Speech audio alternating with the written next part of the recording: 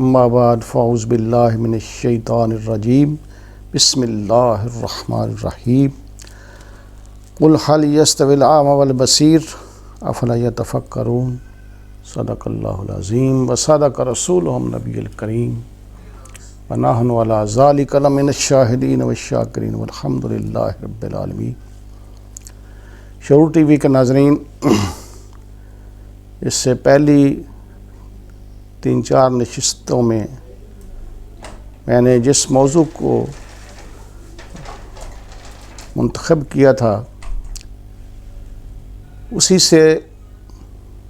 Related آج کا موضوع کہ اللہ تبارک و تعالیٰ نے صاحب ایمان، صاحب شعور، صاحب بصیرت، صاحب علم و دانش جو انعامات و اکرامات عطا فرمائے، ان کا ذکر پچھلی نشست میں نے ان کی قلبی کیفیات کے حوالے سے کیا تھا کہ دین فطری ہے، اور جب انسان کو فطرت نصیب ہوتی ہے تو پھر اس کی تمام اوراد و وظائف، اس کی عبادات اللہ کی رضا کے لیے ہوتی ہیں، اور اس کی کیفیات نیچرل ہوتی ہیں کہ وہ سبحان اللہ، الحمدللہ، اللہ اکبر، استغفر اللہ،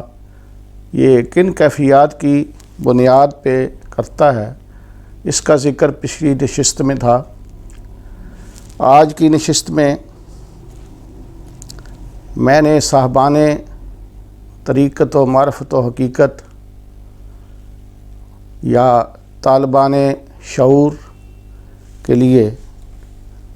جو انتخاب کیا ہے وہ میں 3 حوالوں سے بیان کروں گا۔ یہ صاحبان طریقت و معرفت و حقیقت، ان کا ازروِ تعین و تشخص جو مراتب ہیں، ان میں سب سے پہلا مرتبہ صاحبان شریعت کا ہے، اور اس کے بعد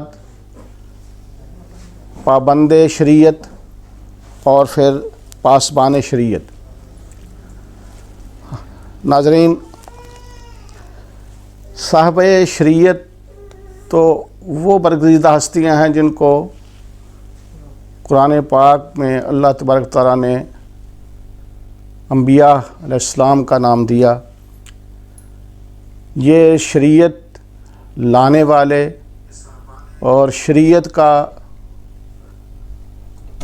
آگے پریزنٹ کرنے والے، قرآن پاک جو کہ احکامات الہیہ ہیں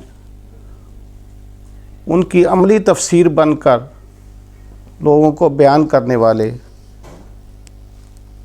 جو کہ اہم ترین بھی ہے اور مشکل ترین بھی ہے۔ یہ نفوس قدسیہ اللہ تعالیٰ نے جن کو نبی بنا کر مبعوث فرمایا، ان کو اللہ تبارک و تعالیٰ نے وہ اختیار بھی بخشا، اور وہ علم بھی بخشا، اور وہ قدرت بھی بخشی، ان کو حلم بھی بخشا، ان کو بصیرت اور دانائی کا علم عطا فرمایا۔ ایسی ہستیوں جنہوں نے اللہ تبارک تعالیٰ کے احکامات پر عملی طور پر عمل کر کے دکھایا، جو کہ عام بندے کے بس کی بات ہی نہیں ہے۔ وہ وہی سمجھ سکتے ہیں جن پر وحی الہی ہوتی،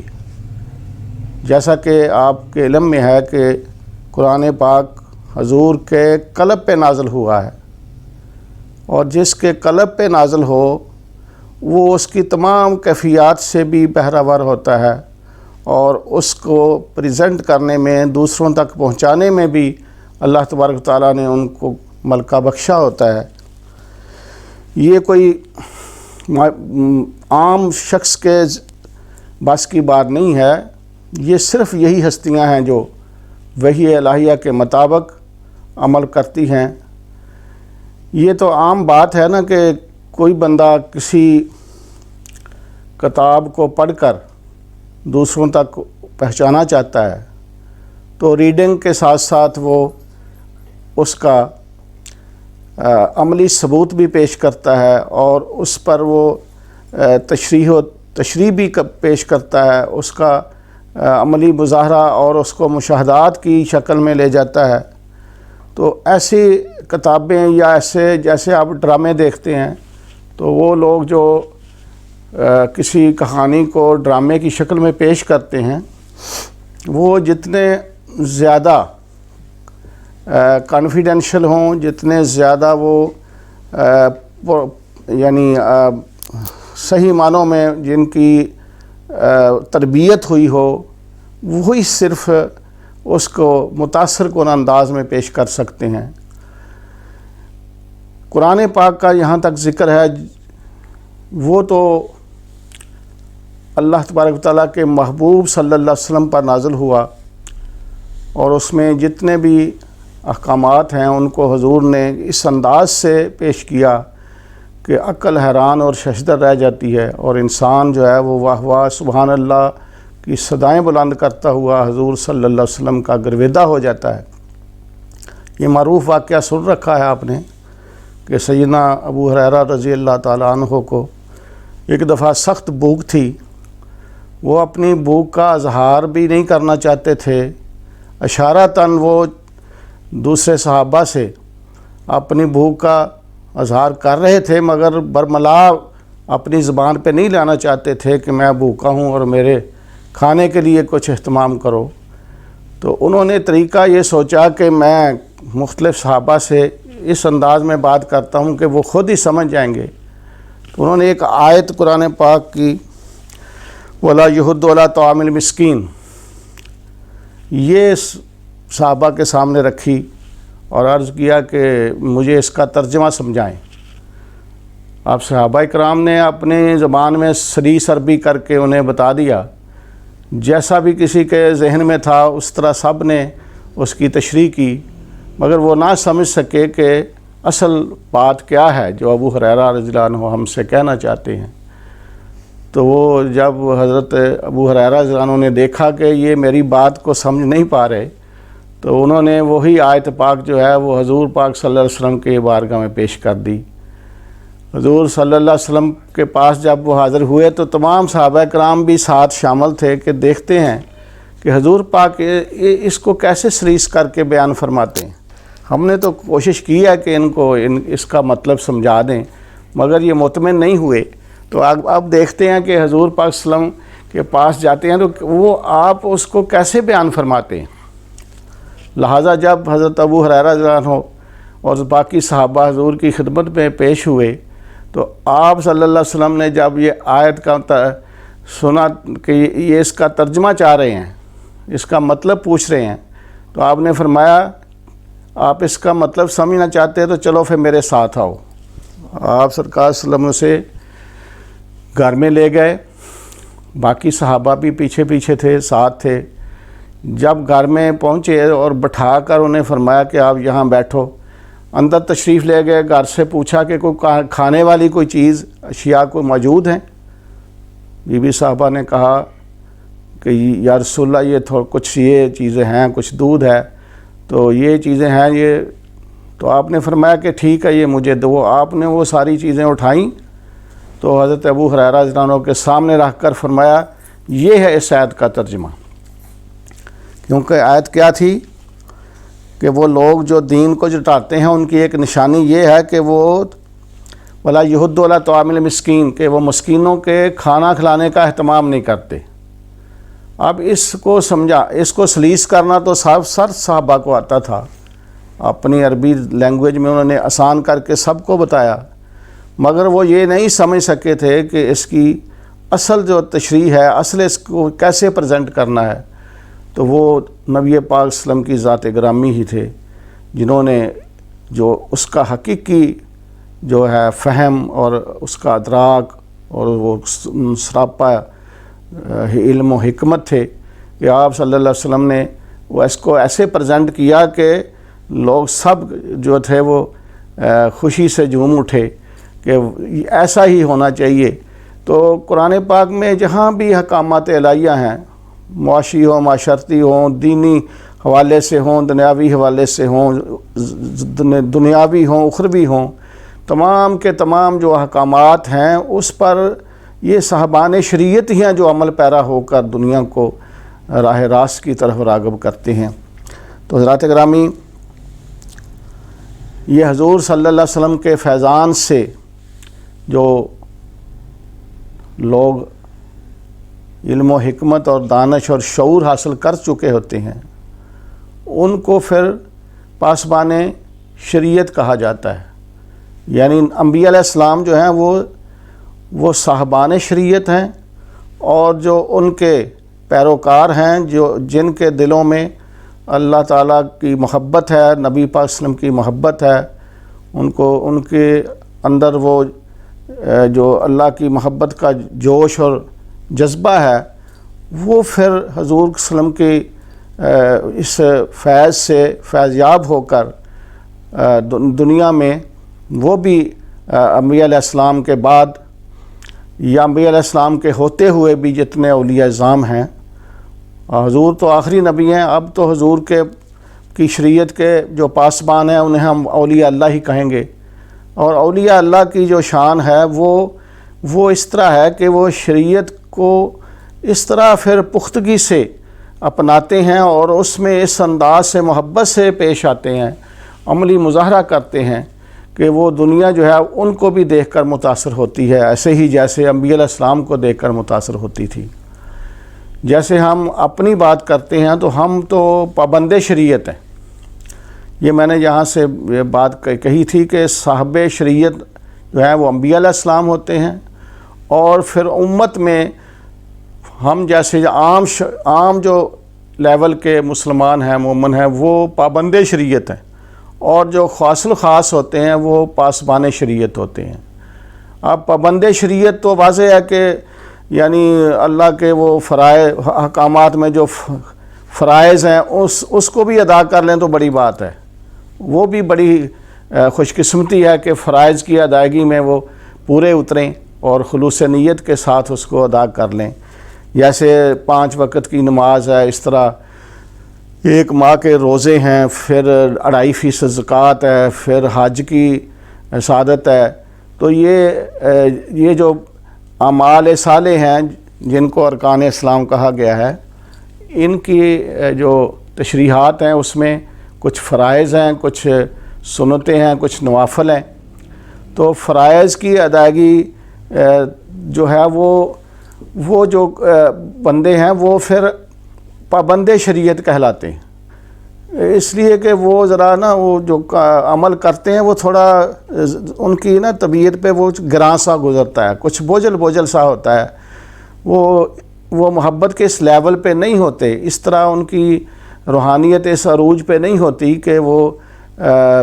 اس میں نفلی عبادات کی طرف جائیں اور سنت پاک کا پورا احترام کریں، ان کا عملی مظاہرہ کریں۔ تو وہ بڑی بات ہے کہ کوئی جو ہے بندہ وہ فرائض کی ادائیگی ہی کر لے، لیکن جو پاسبان شریعت ہوتے ہیں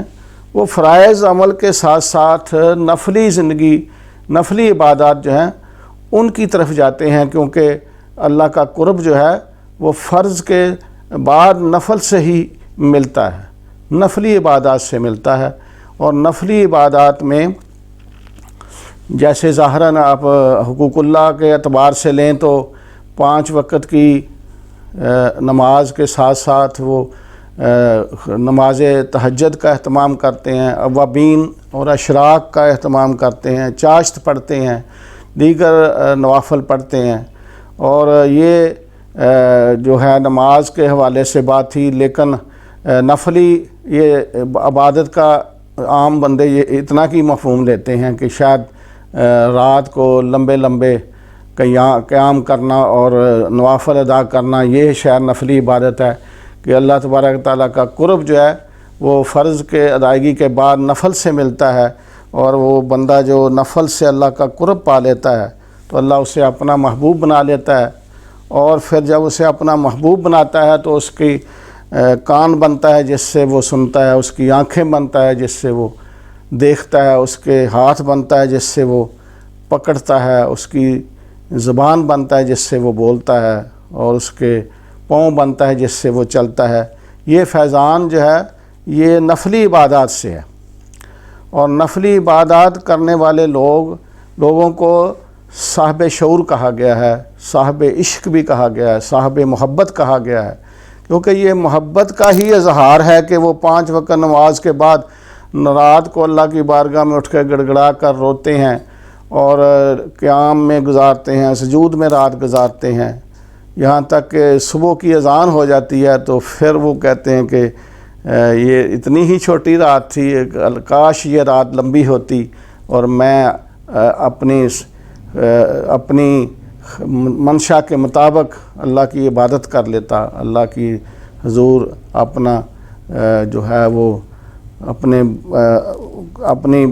حاضری پیش کر لیتا۔ جیسے معروف ہے کہ حضرت فاطمہ الزہرا رضی اللہ تعالیٰ عنہ جب فجر کی اذان ہوتی تھی تو رو پڑتی تھی کہ یا اللہ تو کچھ اس کو لمبا نہیں کر دیتا کہ فاطمہ ایک جی بھر کر تیری عبادت کر لے۔ اور ایک اور بزرگ ہیں حضرت بائی بستامی رحمۃ اللہ علیہ، ان کا معروف واقعہ ہے کہ آپ عشاء کی نماز ادا کرتے اور ادا کرنے کے بعد اپنے آپ سے مخاطب ہوتے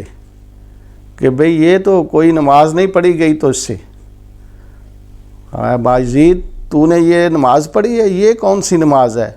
اس میں تو کوئی کیفیت نہیں ہے، اس میں تو کوئی بھی نظارہ نہیں ہے، کوئی مزہ نہیں ہے، کوئی لطف نہیں ہے۔ تو ایک فاعل کو جب اپنے فعل پر لطف نہ آئے اور فاعل اپنے فعل سے ہی مطمئن نہ ہو تو جس کی خاطر کیا جاتا ہے وہ کیسے مطمئن ہوگا؟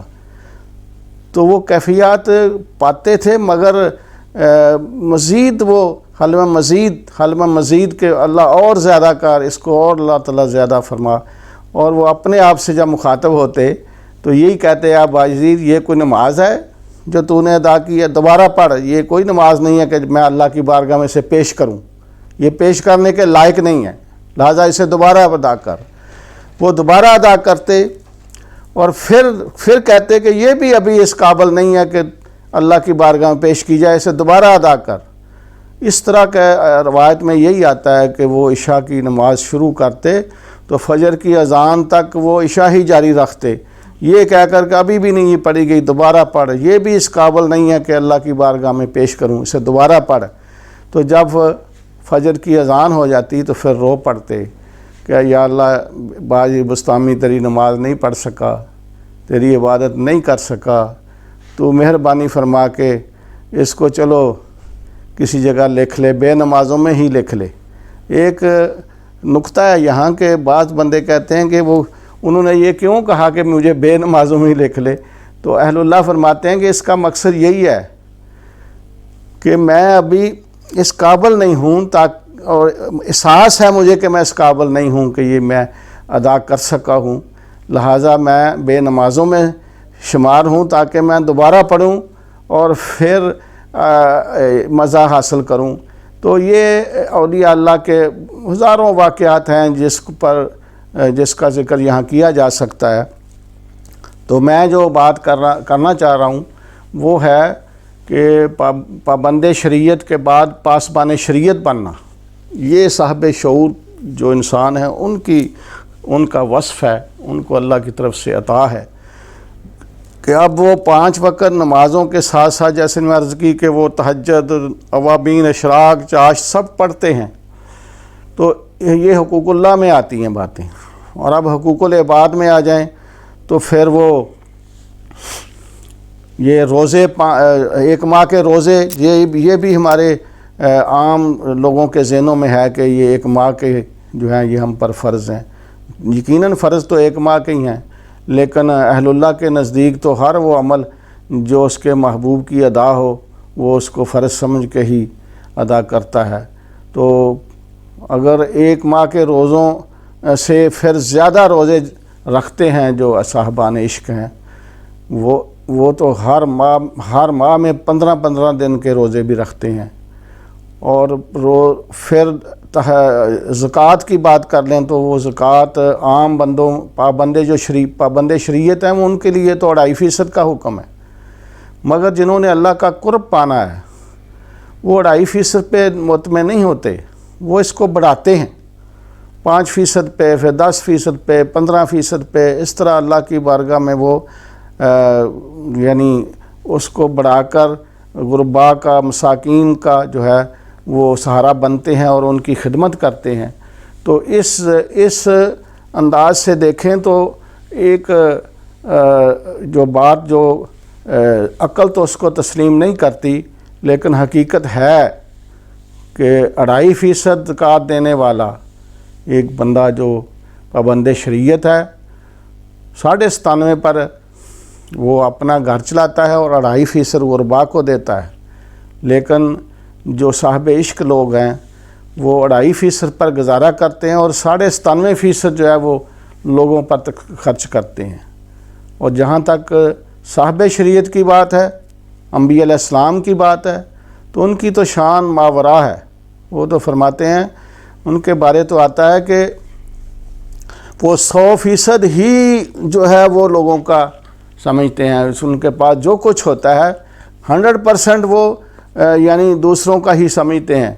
اپنے پاس وہ کچھ بھی نہیں رکھتے۔ اور کئی دن سن رکھا ہے آپ نے کہ آقا صلی اللہ علیہ وسلم کے گھر میں چولہا نہیں جلتا تھا، دھواں نہیں نکلتا تھا۔ اس طرح صحابیات کا دیکھیں، صحابہ اکرام کا دیکھیں، حضرت فاطمہ الزہرا کا دیکھیں کہ 3 دن مسلسل جو ہے روزہ رکھنے کھولنے کے افطار کے وقت وہ گداگر آتا تو وہ جو کھانا ہوتا تھا افطار کرنے کے لیے تھوڑا سا رکھا تھا وہ گداگر کو دے دیتی تھی اور خود پانی سے افطار کرتی تھیں۔ تو ایسی ہستیاں جو ہیں یہ ہیں دراصل جن کو اللہ تبارک و تعالیٰ نے ہمارے لیے، ہماری رہنمائی کے لیے دنیا میں مبعوث فرمایا ہے۔ اور ہم اگر ان ہستیوں سے استفادہ کرتے ہیں تو ہم بھی الحمدللہ ایک وقت آتا ہے کہ عام بندے جو ہیں وہ خاص بن جاتے ہیں، ان کی صحبت میں رہ کر، ان کی بارگاہ میں ان کے توسل سے اللہ کا قرب پا لیتے ہیں، حضور صلی اللہ علیہ وسلم کی محبت کے امین بن جاتے ہیں۔ اور اس محبت میں پھر وہ اتنے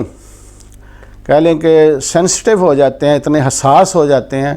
کہ ذرا سا بھی شائبہ جو ہے وہ ان کو کہیں پیدا ہوتا ہے تو وہاں سے وہ اس عمل سے وہ فوری طور پر پیچھے ہٹتے ہیں کہ شاید یہاں کہیں میری نفس کی طرف سے یا کوئی اور میری ذاتی شہرت کے حصول کے لیے یا عزت کے حصول کے لیے یا دولت کے حصول کے لیے کوئی ایسا جو مجھ سے عمل نہ ہو جس میں اندر سے یہ کچھ کیفیت ایسی پیدا ہو چکی ہو۔ حضرت علی مرتضیٰ رضی اللہ تعالیٰ عنہ کا یہ معروف واقعہ ہے کہ آپ صلی اللہ علیہ وسلم نے اس کافر کو، اس پہلوان جو کفار کی طرف سے آیا تھا اور پہلوان جو معروف تھا رستم عرب کہلاتا تھا، اور حضرت علی مرتضیٰ نے جب اس کو زیر کر لیا اور تلوار کھینچ کر اس کے گردن کاٹنے لگے تو اس نے آپ رضی اللہ عنہ کے چہرے پر تھوک دیا، تو آپ نے فوری طور پر اسے چھوڑ کر علیحدہ ہو گئے۔ اور جو وہ حیران اور ششدر تھا کہ ایسا کیسے ممکن ہے کہ جب میں پوری طرح ان کی گرفت میں ہوں تو میرے تھوکنے سے وہ مجھے چھوڑ رہے ہیں۔ اور وہ سوال کرتا ہے کہ حضرت صاحب آپ نے مجھے چھوڑ دیا، یہ کیسے چھوڑ دیا آپ نے؟ تو فرمایا کہ میں پہلے تجھے جو قتل کرنا چاہتا تھا، قتل کرنے کا ارادہ کیا تھا، وہ اللہ کی رضا کے لیے تھا، لیکن اب چونکہ تو نے میرے چہرے پہ تھوکا ہے تو میرے ذہن میں خیال پیدا ہوا ہے کہ شاید کوئی یہ نہ کہہ دے کہ حضرت علی پاک نے تو اپنے غصے کی وجہ سے اس کو زوردار تلوار کا وار کیا، میں نے اس لیے تجھے چھوڑ دیا۔ تو حضرات یہ بات آپ اچھی طرح ذہن نشین فرما لیں کہ یہ پاسبان شریعت لوگ جو ہیں یہ اہل محبت بھی کہلاتے ہیں، انہیں اہل صاحب شعور بھی کہہ دیتے ہیں، صاحب علم و دانش بھی کہہ لیتے ہیں، اور ایسی ہستیاں جو ہیں یہ اللہ تعالیٰ کی طرف سے برگزیدہ ہستیاں جو ہمارے لیے رہبر و رہنما ہیں۔ اللہ تعالیٰ کی بارگاہ میں ہم یہ خصوصی طور پر عرض گزار ہیں کہ اللہ تعالیٰ ہمیں ایسی ہستیوں کا جو ہے وہ ساتھ نصیب فرمائے، اور چھوٹی سی بریک کے بعد دوبارہ حاضر ہوتے ہیں۔